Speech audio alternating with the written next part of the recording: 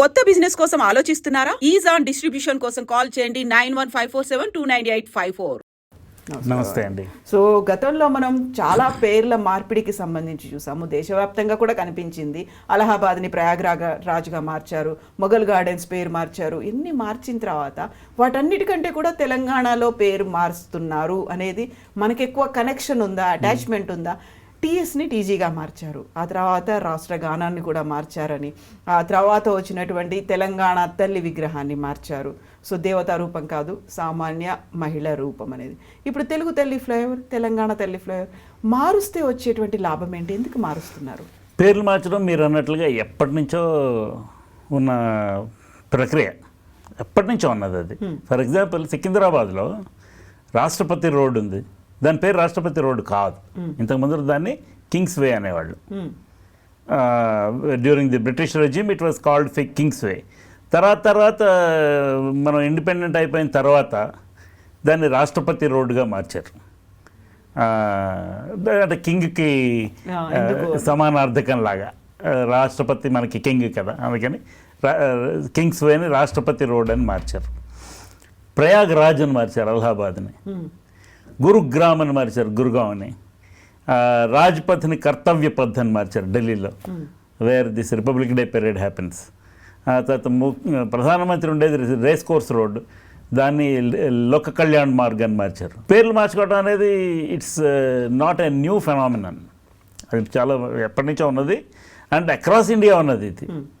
దానికి ఏమీ సమయం సందర్భాన్ని బట్టి ఎవరైనా పెద్ద నాయకుల పేర్లు పెట్టాలనుకుంటే, అలా ఉదాహరణకి మన ఎయిర్పోర్ట్ ఉండేది బేగంపేటలో కొన్ని రోజులు దాన్ని ఎన్టీ రామారావు విమానాశ్రయం అని పిలిచారు. అంటే రాజీవ్ గాంధీది ఇంటర్నేషనల్ విమానాశ్రయం, డొమెస్టిక్ టెర్మినల్ని ఎన్టీ రామారావు టెర్మినల్ అని పిలిచేవాళ్ళు. ఆ తర్వాత ఇక్కడి నుంచి శంషాబాద్ మారినప్పుడు రాజీవ్ గాంధీ మెమోరియల్ కింద దాన్ని తయారు చేసి రాజీవ్ గాంధీ ఇంటర్నేషనల్ ఎయిర్పోర్ట్ అన్నారు. అప్పుడు కూడా డొమెస్టిక్ టెర్మినల్కి ఎన్టీ రామారావు పేరు పెట్టాలని తెలుగుదేశం వాళ్ళు కొంచెం గోల్ చేశారు. అశోక్ గజపతిరాజు గారు సివిల్ ఏవియేషన్ మినిస్టర్గా ఉన్నప్పుడు దానికి సంబంధించిన కొంత యాక్టివిటీ కూడా నడిచింది. బట్ మొత్తానికి ఎందుకనో అది ఫుల్ఫిల్ కాల. పేర్లు మార్చడం అనేది చాలా మామూలు.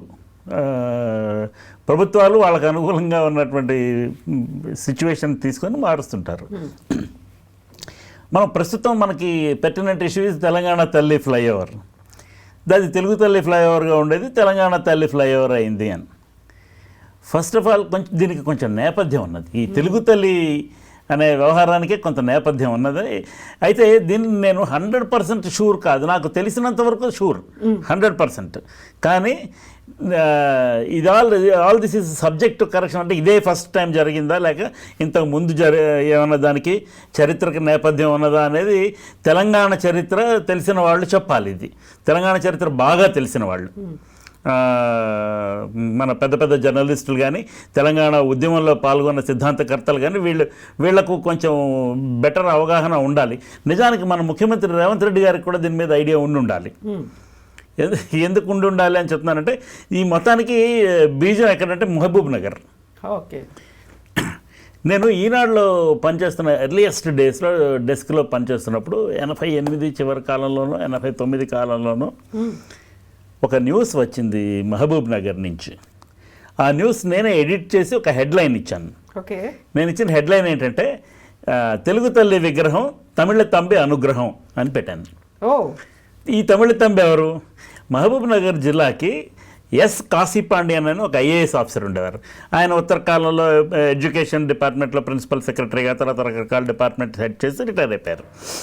కాశీపాండ్యన్ గారు కలెక్టర్గా ఉన్నప్పుడు ఈ తెలుగు తల్లి విగ్రహం అనేదాన్ని ఒకదాన్ని తయారు చేయించారు. అప్పటిదాకా లేదు, అంతకుముందు కూడా లేదని నేను అనుకుంటున్నాను.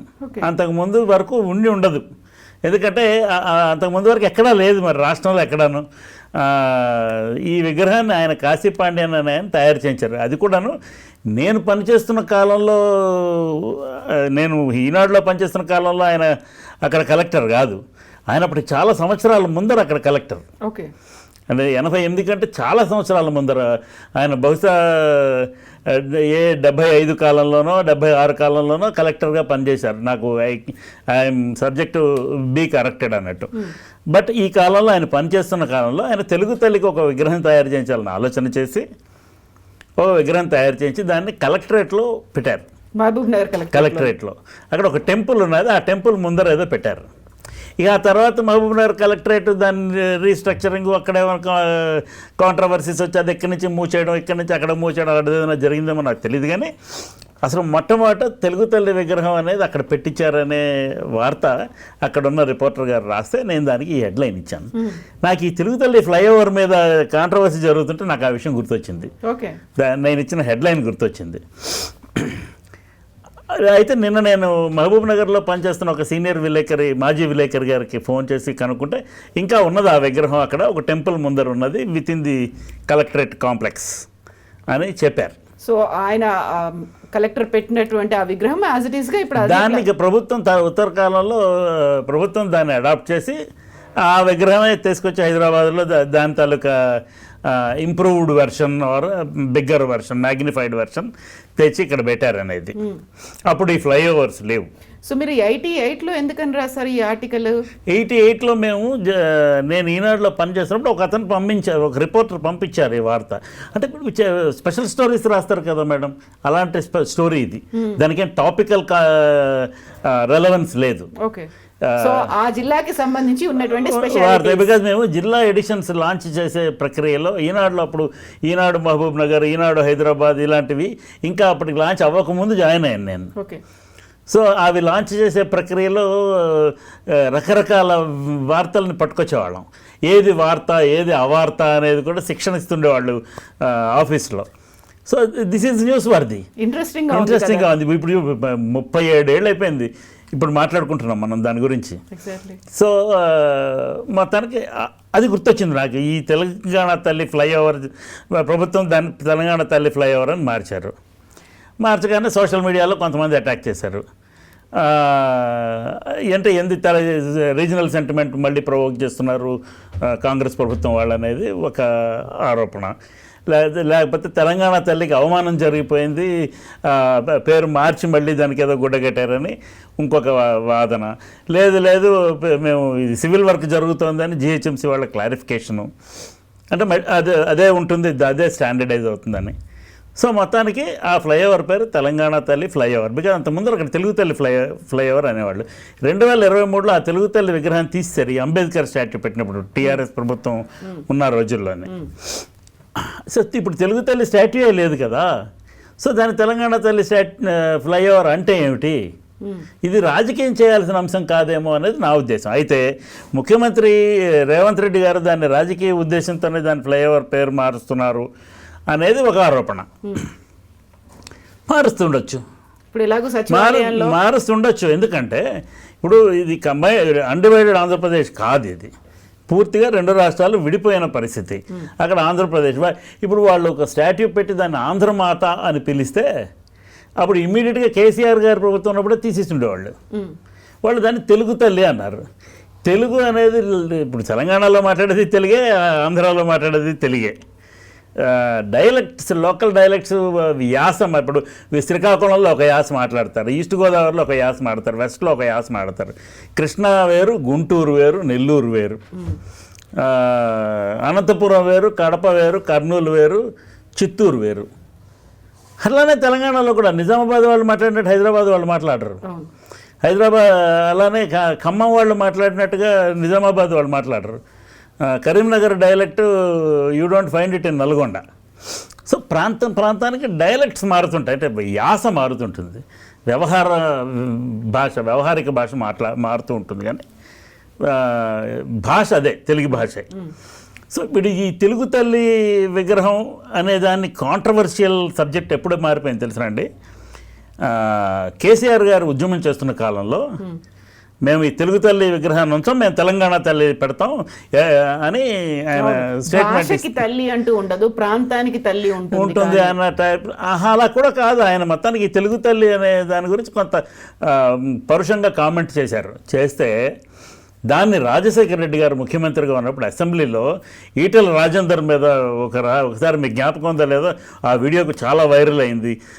ఎన్ని సీట్లు గెలిచారయ్యా రాజేంద్ర, 50 సీట్లు పోటీ చేసి పట్టుమని 10 గెలవాలి. ఆ స్పీచ్లోనే, ఆ సందర్భంలోనే ఆయన కేసీఆర్ గారి రకరకాల సందర్భాల్లో ఆయన మాట్లాడిన మాటలు ఉటంకిస్తూ ఆయన ఏమన్నారంటే, తెలుగు తల్లి విగ్రహం గురించి ఈయన అంటారు, ఎవరి తల్లి, ఎవరికి తల్లి, ఆయన తెలుగు తల్లి ఈజ్ నాట్ ఎ పర్సనాలిటీ కదా, ఒక సింబాలిజంగా పెట్టుకుంటాం కదా అని అన్నారు రాజశేఖర రెడ్డి గారు. అంటే అప్పుడే అది వివాదాస్పదమైన అంశం. సరే, ఆ కాలంలోనే వీళ్ళు తెలంగాణ తల్లి అని ఒక విగ్రహాన్ని తయారు చేయించుకొని టీఆర్ఎస్ భవన్లో పెట్టుకున్నారు, తెలంగాణ భవన్లో పెట్టుకున్నారు.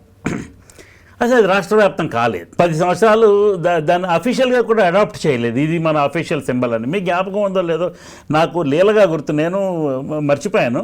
బట్ కలశం ఒకటిని, ఈ తెలుగు తల్లి విగ్రహం ఒకటి టెక్స్ట్ బుక్స్ మీద ఉండేవండి.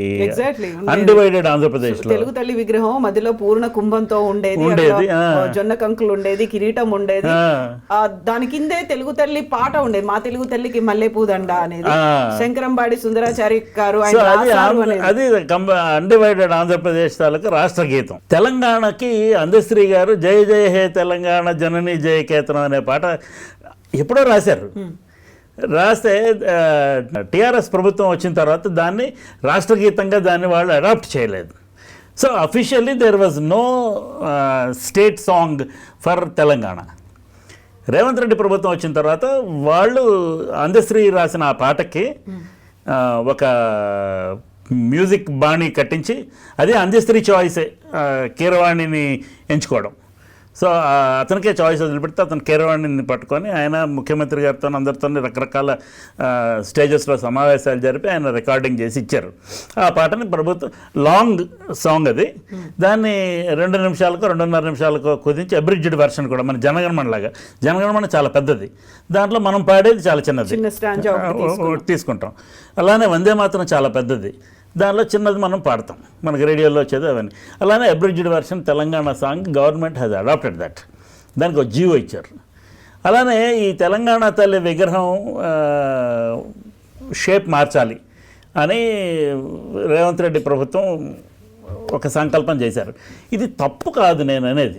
ఇప్పుడు దాంట్లో బతుకమ్మ బొమ్మ లేదు, ఆల్ రైట్, ఒక బొమ్మ వీళ్ళు ప్రభుత్వం ఒక డిజైన్ చేయించి వీళ్ళు ఒక నిర్ణయం తీసుకొని దాన్ని అడాప్ట్ చేశారు. అంతకు ముందర ఉన్న విగ్రహం ఇది అఫీషియల్ విగ్రహం ఆఫ్ తెలంగాణ తల్లి అని అడాప్ట్ చేయలేదు ప్రభుత్వం, ఒక జీవోలాగా ఏం రాలేదు. అయితే అందరూ they use to feel emotionally connected to that, అంతవరకే. ఇప్పుడు ఈయన ప్రభుత్వంలోకి వచ్చిన తర్వాత దీన్ని మార్చి ఒక రిచ్ గాడెస్ అపీరెన్స్ కాకుండా ఒక సామాన్య తెలంగాణ మహిళ ఎలా ఉంటారనేదాన్ని తెలంగాణ తల్లి విగ్రహంగా డిజైన్ చేయించి మొట్టమొదటిగా ఆ విగ్రహాన్ని సెక్రటేరియట్లో ఇన్స్టాల్ చేయించి దాన్ని ఇనాగరేట్ చేశారు. చేసి అఫీషియల్గా దాన్ని అడాప్ట్ చేస్తూ తెలంగాణ తల్లి విగ్రహం ఇదే అని ఒక జీవో తీసుకొచ్చారు, అన్ని జిల్లా కార్యాలయాల్లో పెట్టాలనేది. అట్లనే లోగో ఎంబ్లం కూడా, స్టేట్ ఎంబ్లం కూడా మారుద్దాం. తెలంగాణ రాష్ట్రం ఏర్పడిన తర్వాత కేసీఆర్ ప్రభుత్వం ఒక ఎంబ్లం తయారు చేయించారు, కాకతీయ తోరణం అవన్నీ పెట్టి, దాంట్లో చార్మినార్ అవన్నీ ఉన్నాయి. ఇప్పుడు రాష్ట్ర ప్రభుత్వాన్ని ప్రస్తుతానికి అదే లోగో ఉన్నది, అఫీషియల్గా వీళ్ళు ఇంకా లోగో మార్చలేదు. మారుస్తారేమో తెలియదు. సింబల్స్ ఎందుకు మారుస్తారు అంటే, ఇప్పుడు to invoke the pride of being native of that place or being a citizen of that place. You need not be native. ఇప్పుడు బోల్డ్ మంది మనకి ఐఏఎస్లు, ఐపీఎస్లు, Hyderabad is a cosmopolitan city, ఎక్కడెక్కడి నుంచో వచ్చి ఇక్కడ జీవిస్తుంటారు. అందరూ సిటీని ఓన్ చేసుకున్నారు. అట్లానే సిటీ కూడా వాళ్ళని ఓన్ చేసుకుంది, అట్లానే స్టేట్ వాళ్ళని ఓన్ చేసుకుంది. Everyone says we belong to Hyderabad. So అందుకోసం ఆ sense of pride and sense of belongingness పెరగడం కోసం పేర్లు మార్చడం అనేది జరుగుతూ ఉంటుంది. తెలంగాణ తల్లి విగ్రహం అక్కడ ఉన్నది ప్రస్తుతం, తెలుగు తల్లి విగ్రహం లేదు అక్కడ. ఆ ఫ్లైఓవర్కి తెలుగు తల్లి అనే అది ఇర్రెలవెంట్, అందుకని మారుస్తున్నారు తప్ప ఎవరినో అవమానించడానికో, వేరే భాషను అవమానించడానికో, వేరే రాష్ట్రాన్ని అవమానించడానికో కాదు. ఎందుకంటే ఇక్కడ మాట్లాడేది తెలుగే. అయితే ఈ కాశీ పాండ్యన్ గారు దాన్ని తయారు చేయించి ఆ విగ్రహం అక్కడ పెట్టారు అనే నేపథ్యం వికీపీడియాలోనే లేదు, ఎక్కడా లేదు. బట్ నాకు మాత్రం 100% జ్ఞాపకం ఉన్నది. నేను ఈనాడులో ఈ హెడ్లైన్ ఇచ్చాను కాబట్టి. అండ్ దీని గురించి ఎవరు చర్చించడం లేదు. తెలంగాణ మేధావులు కూడా ఈ విషయం మాట్లాడడం లేదు. మాట్లాడి చెప్తే ఇది నెక్స్ట్ ఈ తెలంగాణ తల్లి విగ్రహం అనేది I think it is representing the state and ఈ నాట్ లాంగ్వేజ్. సో తెలంగాణ తల్లి ఫ్లైఓవర్ అని పెట్టుకుంటే what is wrong in it అనేది నా ఉద్దేశం. అయితే అనౌన్స్ చేశారు, ఇప్పటికే ఒక వారం అవుతోంది. ఆ తర్వాత ఫర్దర్గా ముందుకెళ్ళలేదు. సడన్గా తెలంగాణ తల్లి ఫ్లైఓవర్ అనేది కనిపించింది. ఇప్పుడు మళ్ళీ వస్త్రాన్ని కప్పేశారు. దానికి మెయిన్ రీజన్ ఏంటంటే రాబోయేటువంటి ఉప ఎన్నికలు, జూబ్లీ హిల్స్ బార్లో ఉప ఎన్నిక జరగబోతోంది కాబట్టి అక్కడ ఎక్కువ సెటిలర్స్ ఉన్నారు కాబట్టి మళ్ళీ he's rethinking about renaming then. ఇప్పుడు సపోజ్ ఆయన రీనేమింగ్లో రీథింకింగ్ చేసి ప్రస్తుతానికి దాన్ని కూడా కప్పేశారనుకోండి, అదే కనిపిస్తోంది. ఎలక్షన్ అయిపోయిన తర్వాత మాస్టర్ ఒకవేళ ఆ ఉద్దేశంతో ఉంటే. అండ్ ఇక్కడ సెటిలర్స్ అందరూ ఎవరికి ఓట్లేశారు లాస్ట్ 10 సంవత్సరాల్లో? బట్ ఇప్పుడు మళ్ళీ ఫోకస్ అనేది కంటోన్మెంట్ బై ఎలక్షన్ కాదు మేడం, ఇక్కడే పోటీ చేసిన ఇక్కడ పార్టీలకే కదా వాళ్ళు ఓట్లేసింది. తెలుగుదేశం ఇక్కడ పోటీ చేయలే, వైఎస్ఆర్ కాంగ్రెస్ ఇక్కడ పోటీ చేయలే, అవి రెండు ఆంధ్ర పార్టీలు. మరి ఇంకేంటి? సో ఎలక్షన్ అయిపోయిన తర్వాత మళ్ళీ పేరు మార్చిరా వీళ్ళు అనే అనుమానం రాకుండా ఏమి ఉండదు ప్రజలకి, వస్తుంది. So it's fine. అది దానికి రాజకీయాన్ని ఆపాదించడం అనేది అనవసరం. ఒకవేళ నిజంగానే రాజకీయ ఉద్దేశంతోనే తెలంగాణ దృష్టిలో పెట్టుకుని తెలంగాణ సెంటిమెంట్ని రెచ్చగొట్టి ఇక్కడ వాళ్ళందరినీ నేటివ్ ఓట్స్ని సంపాదించడానికి ఆయన ఆ పని చేశారంటే that is what politicians do. ఎవరు ఎందుకు లోక కళ్యాణ్ మార్గాన్ని మారిస్తే రేస్ కోర్స్ రోడ్డుని అభ్యంతరం పట్ల, రేస్ కోర్స్ అక్కడే ఉంది కదా, కర్తవ్య పద్ అని మార్చారు రాజ్పథ్ని. ఇప్పటికి కూడా మనకి రాజ్పథ్ అనే వ్యవహారికంలో అంటాం, కర్తవ్య పద్ అని ఎవరు గుర్తించుకొని అనరు. దట్ మీకు ఇంకా అంతెందుకండి, విశాఖపట్నంలో ఊడా పార్క్ అని ఉంటుంది, మంచి పెద్ద పార్క్. దానికి తారక రామ ఆరామ విరామ ఉద్యాన కేంద్రం అని ఏదో పేరు పెట్టారు ఎన్టీఆర్ ఉన్నప్పుడు. తర్వాత దాన్ని తెన్నేటి పార్క్ అని మార్చారు, తెన్నేటి విశ్వనాథం గారికి జ్ఞాపకంగాను. తారక రామారావు గారు బతుకున్నప్పుడే పెట్టిన పేరు అది. ఆ తర్వాత ఇప్పుడు మన విజయవాడ బస్ స్టేషన్ కట్టించారు, బ్రహ్మాండమైన పెద్ద బస్ స్టేషన్ కట్టించారు. దానికి తెలుగు శాతవాహన ప్రయాణ ప్రాంగణం అని పేరు పెట్టారు. తర్వాత చెన్నారెడ్డి గారు ముఖ్యమంత్రి వచ్చి దాన్ని నెహ్రూ బస్ స్టేషన్ అని మార్చారు. ఇక ఆ తర్వాత ఎవరు దాన్ని రివర్స్ చేయలేదు. ఇట్లాంటి పేర్లు మార్చుకుంటూ వెళ్ళిపోవడం తప్ప అంటే పాలన మీద ఫోకస్ ఉంటుంది. అంటే see there is something called packaging, అన్నీ ఉంటాయి అందులో. ఇప్పుడు in management you should also you should not only be working but you should also appear to be working. So పని చేస్తున్న విషయం కూడా గమనించాలి, ప్రజల దృష్టికి తీసుకెళ్ళాలి. సో దట్ ఈస్ వై ఇప్పుడు INPR డిపార్ట్మెంట్ ఎందుకుంది, ప్రెస్ కాన్ఫరెన్స్లు ఎందుకు పెడతారు నాయకులు కానీ అధికారులు కానీ, వాళ్ళు చేస్తున్నది చెప్పుకోవడానికి. అట్లనే ఈ పేరు మార్పు కూడా. ఇప్పుడు NTR మార్గ్ ఉన్నది, NTR మార్గ్ అని దానికి ఎందుకు పేరు పెట్టారు? అంబేద్కర్ మార్గ్ అని పేరు మార్చలేదు కదా, అక్కడ NT రామారావు సమాధి ఉన్నది కాబట్టి అక్కడ పెట్టారు. PV నరసింహారావు మార్గ్ ఉన్నది, PV నరసింహారావు గారి సమాధి అక్కడ ఉన్నది కాబట్టి ఆ పేరు పెట్టారు. సో ఒక్కొక్క రోజు ఇప్పుడు సర్దార్ పటేల్ రోడ్ అని ఉంటుంది మనకి. How is it connected to Sardar Patel? Exactly. ఇప్పుడు కొండాపూర్కి PGR పేరు పెట్టారు. అసలు కొండాపూర్లో PGR ఎక్కడ కనెక్ట్ అయ్యి ఉన్నారు? కనెక్ట్ అయిందంటే సరే, PGR హైదరాబాద్ అనుకోండి, మొత్తానికి సిటీకి సంబంధించింది అనుకుందాం, అది స్టిల్ రిలవెంట్ అనుకుందాం. How is Sardar Patel connected to that road? Sardar Patel landed in that airport during Hyderabad integration with India. అందుకని దానికి SP రోడ్ అని పేరు పెట్టారా? అండ్ చాలా కాలం వరకు రాజీవ్ గాంధీ చనిపోయే వరకు అసలు బేగంపేట ఎయిర్పోర్టేగా. మనకి ఎయిర్పోర్ట్లు పేరు పెట్టుకోవటం అనేది కొత్త ఫినామినన్. ఆ తర్వాత అన్నా ఎయిర్పోర్ట్ అని, తర్వాత ఇంకేదో ఇప్పుడు we have adapted this from foreign countries. ఫ్రాన్స్లో ప్యారిస్లో చార్లెస్ డిగాల్ ఎయిర్పోర్ట్ ఉంటుంది, John F Kennedy airport in New York, LaGuardia, ఇట్లా మనుషుల పేర్లే ఇవన్నీ. మనకి ఇందిరాగాంధీ ఇంటర్నేషనల్ ఎయిర్పోర్ట్ ఢిల్లీలో ఉంది. అంతకుముందు దాని పాలం ఎయిర్పోర్ట్ అనేవాళ్ళు ఢిల్లీలో, డమ్డమ్ ఎయిర్పోర్ట్ అనేవాళ్ళు కలకట్టా ఎయిర్పోర్ట్ని. It's become Subhash Chandra Bose airport. So పేర్లు పెట్టుకోవడం we have to package our work కదా.